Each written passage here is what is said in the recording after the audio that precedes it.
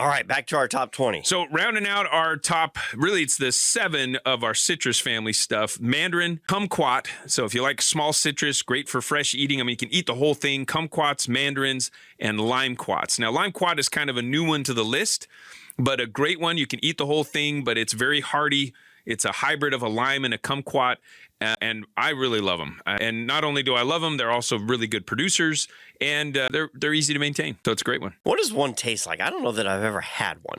Well, because it's a cross between limes and kumquats, it's pretty much tastes like somewhere between a lime and a kumquat. It's got more limey flavor, got some good tartness, but the skin actually has a sweetness to it. So you can literally eat that. And one of my favorite things, if I've got a cold, I'll literally go just chomp a bite out of a limequat, and it helps. A lot of vitamin C in it, very healthy for you. Really helps clear your sinuses too when you get some of the rind in there. But it's a favorite, and it's a good one to use.